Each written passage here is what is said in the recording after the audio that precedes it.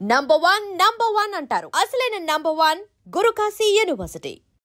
కానీ big boss house లోకి వెళ్తే ఫుడ్ ఉండదు, టాస్క్లు, డైట్ ఫుడ్ ఉండదు. సార్ ఎలా సార్ అప్పుడు? మాకు కంపల్సరీ మేము అంటే నేనున్న దీంట్లో నా ఏజ్ ప్రకారం నేను కంపల్సరీ ఈ ప్రోటీన్ తీసుకోవాలని చెప్పి డాక్టర్ ప్రిస్క్రిప్షన్ ఉంది. So I have to carry my protein and my supplements. అవి నేను కంపల్సరీ వాడాలని చెప్పి డాక్టర్ చెప్తున్నారు. సో అది కొంచెం ఇబ్బంది ఉండదేమో అనుకున్నాను. బట్ స్టిల్ డైట్ వైజ్ డెఫినెట్గా మనం ఇంట్లో తినేవన్నీ మనకు అక్కడ దొరకవు. ఒకటి కావాలంటే ఒకటి కోల్పోవాలి కదండి వెళ్దామని ఫిక్స్ అయిన తర్వాత. But it's a great opportunity to ఇంకా లీన్ అవడానికి ఇంకో మంచి అవకాశం దొరుకుతుందేమో. నిజమే కదా.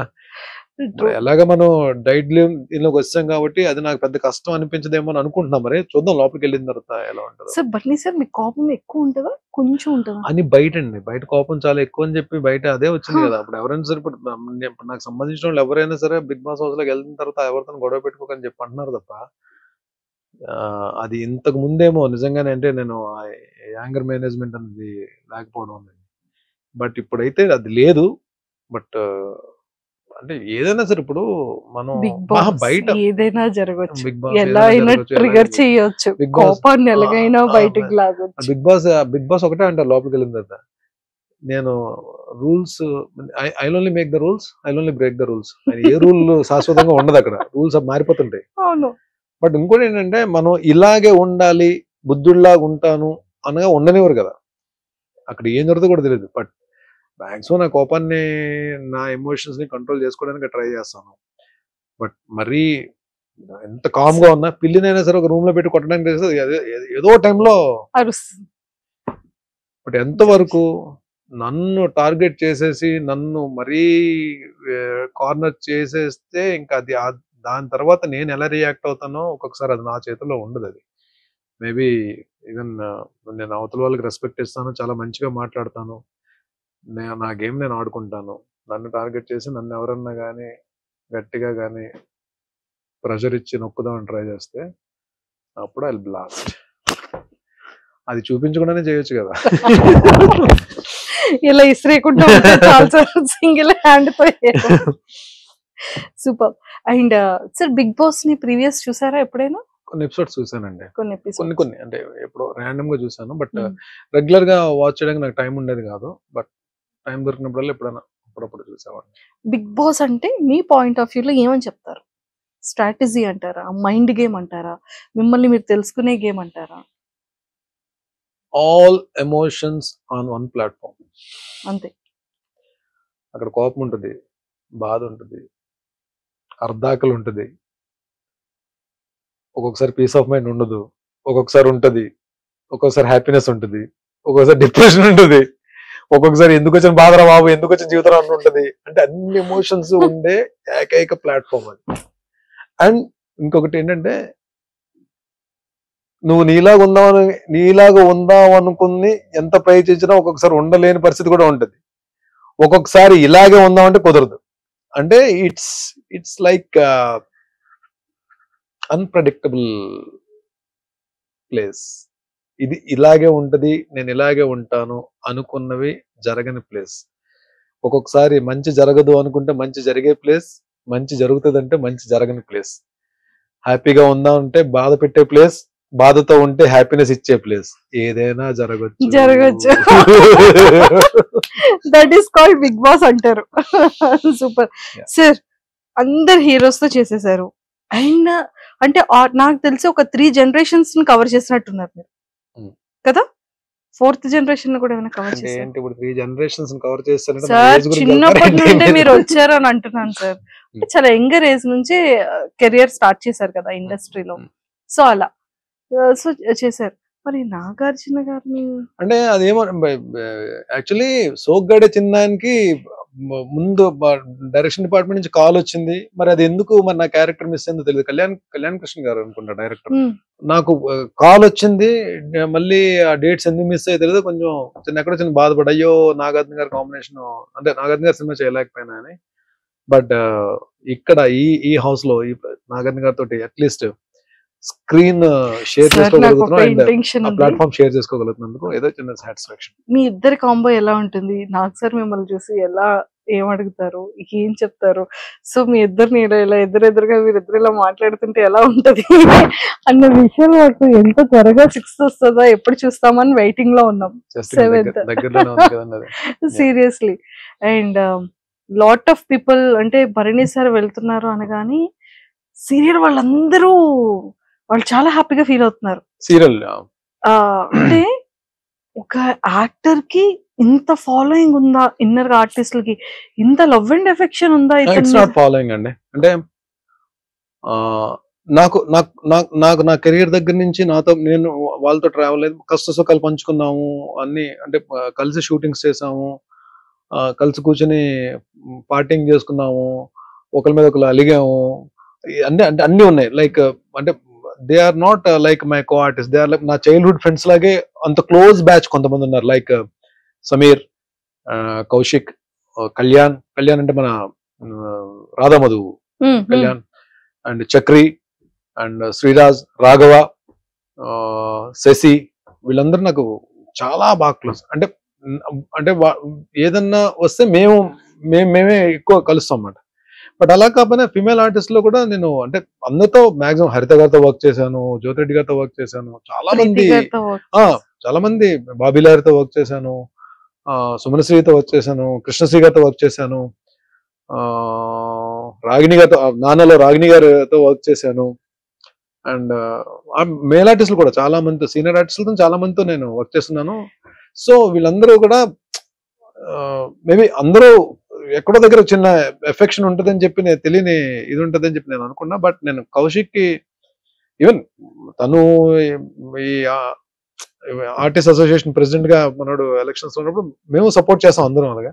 బట్ ఈ టైం వచ్చినప్పుడు నేనే అడిగాను కౌశిక్, కాల్ చేసి, కౌశిక్ ఎలాగా నేను బిగ్ బాస్కి వెళ్తాను, ప్లీజ్ డూ సపోర్ట్ అని చెప్పన్నా. Definitely I support. నేను మనం ఒకరి గురించి ఒకరు నిలబడతాం కదరా ఎప్పుడు, డెఫినెట్ గా నేను ఉంటాను. నేను ఆర్టిస్టులు అందరికీ నేను రిక్వెస్ట్ చేస్తాను, లోపలికి వెళ్ళు, I will take care about that. వెళ్ళడం అలా వెళ్తారు, వచ్చేటప్పుడు ఇలా పట్టుకొని వస్తారు. చూద్దాం. అంటే ఏం లేదంటే it is not about the lifting of the cup or title, it is about the game we play in the house. And మనం అక్కడ ఏం జరుగుతుంది రిజల్ట్ అనేది పక్కన పెడితే I want to give my best. And కానీ చూద్దాం, ఐ డోంట్ వాంట్ రివీల్. నా గేమ్ అన్నది నాకే తెలియదు. ఇప్పుడు వచ్చి నేను లోపలికి వెళ్ళి ఏ గేమ్ ఆడబోతున్నాను కూడా నాకే తెలియదు. చూద్దాం. డెఫినెట్ గా మీరు అనుకున్నదే జరగచ్చేమో. తదాస్తు. Super sir. అంటే ప్రతి ఒక్క హీరోకైనా విలన్ కైనా అంటే ఆన్ కెమెరాస్ కి విలన్ అయినా ఆఫ్ కెమెరాస్ కి నార్మల్. సో మిమ్మల్ని రాముడు అని ట్యాగ్ ని యాక్సెప్ట్ చేస్తారా, కృష్ణుడు అనే ట్యాగ్ ని యాక్సెప్ట్ చేస్తారా?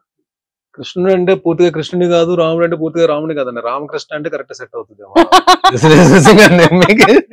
అలా కాదు, ఏదో సరదాగా ఉందని చెప్పాను తప్ప నాట్ అంత నేను ఐఎమ్ నాట్ అంత కృష్ణుడు అంత రొమాంటిక్ అయితే కాదండి నేను. బట్ అలానే రాముడు అంతా సిన్సియర్ గా అంత రాముడు అంతా కూడా కాదు, అంటే రాముడిని అని కూడా చెప్పలేను నేను. బట్ భరణిగా మంచిగా ఉండడానికి ఐ ట్రై మై బెస్ట్. నేను అంటే ఎవరికి నచ్చుతానో ఎవరికి నచ్చలేదో తెలియదు. డెఫినెట్ గా ప్రతి మనిషి అందరికి నచ్చాలని లేదు, అందరికి నచ్చకూడదని లేదు. నేను మా అమ్మకి ఏ రోజు కూడా మా అమ్మ చేత రే ఏంట్రా నువ్వు అని అనిపించుకోకుండా, మా అమ్మ చేత తిట్లు తినకుండా మంచిగా ఉండాలని చెప్పి నేను కోరుకుంటాను. నేను అలాగే మై మెంటర్, మై గురువు డెఫినెట్ గా అంటే అలాంటి మనిషి మన లైఫ్ లో నాగబాబు గారు లాంటి మనిషి మన లైఫ్ లో దొరకడం కూడా చాలా అదృష్టం అది. బికాజ్ ఆయన పరిచయం తర్వాత చాలా చేంజెస్ జరిగాయి నా లైఫ్ లో. నేను ద వే ట్రీటింగ్ పీపుల్, మనుషుల్ని ట్రీట్ చేసే విధానం కానీ, నా ఫ్యామిలీ మెంబర్స్ ని ట్రీట్ చేసే విధానం, రెస్పాన్సిబిలిటీస్ కేరింగ్, హెల్త్ కానీ, హెల్త్ విషయం కానీ, everything. There are so many changes ఆయన. బికాస్ ఈ ఇంటర్వ్యూ ద్వారా నేను I'm giving a big salute for my guru, my mentor Nagababu sir. Super. Favourite actress ఎవరు? టీవీలో అండి బిగ్ స్క్రీన్ నాకు టీవీలో యాక్ట్రెస్ కావాలి. బిగ్ స్క్రీన్ మీద one and only Savitri garu అండి. అంటే శ్రీదేవి గారు అంటే చాలా ఇష్టం నాకు, అంటే ఆవిడ చేసిన పెర్ఫార్మెన్స్ చాలా ఇష్టం. బట్ సావిత్రి గారు అంటే నేను పాత సినిమాలన్నీ అదే మాయాబజార్ అయితే ఎన్నిసార్లు చూసుంటాను నేను. అసలు ఆ episode, last episode, marriage episode అయితే ఏమి ఆర్టిస్ట్ అండి బాబు ఆవిడ, బాబోయ్. నమస్తే సావిత్రి గారు, నమస్కారం అండి సావిత్రి గారు. వాణిశ్రీ గారు అంటే ఒక్కొక్క తరం అది, అంటే ఆవిడ ఎంత పెద్ద మంచి ఆర్టిస్ట్ వాణిశ్రీ గారు. టీవీకి వస్తే మాత్రం నేను టాప్ దీంట్లో ఉండేది I just love to work and I respect హరిత గారు. The try to grab the attention of the audience. టీవీకి ఏమైపోద్దంటే ఒక బ్లాక్ లో 10 మంది ఆర్టిస్టులు ఉంటారు. 10 మంది ఆర్టిస్టులు ఉన్నప్పుడు ఎవరి డైలాగ్స్ ఉంటాయో, ఎవరి పని ఏంటో మనకు తెలియదు. బట్ ఆడియన్ అటెన్షన్ అనేది గ్రాప్ చేయడం చాలా కష్టం. బట్ వీళ్ళిద్దరూ, హరిత గారు ఒకరు, జ్యోతిరెడ్డి గారు ఒకరు, కొంతమంది, అంటే నేను వాళ్ళిద్దరిని మిగిలిన వాళ్ళు నేను తక్కువ చేయట్లేదు. అందరూ all very good performance.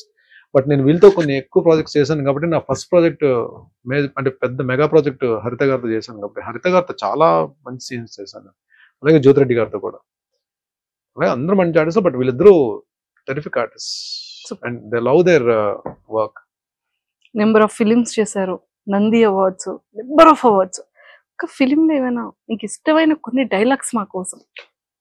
Movies లో పెద్ద డైలాగ్స్ నేను అంటే సీరియల్ స్రవంతిలో చెప్తా. శ్రవంతి, అమ్మాయిని కాఫీ పెట్టమంటాను, లోపలికి వెళ్ళిన తర్వాత లోపలికి వెళ్ళి ఆ లైటర్ కొట్టే ప్రాసెస్ లోనే అమ్మాయికి చిన్న డౌట్ వస్తుంది, ఆగుతుంది.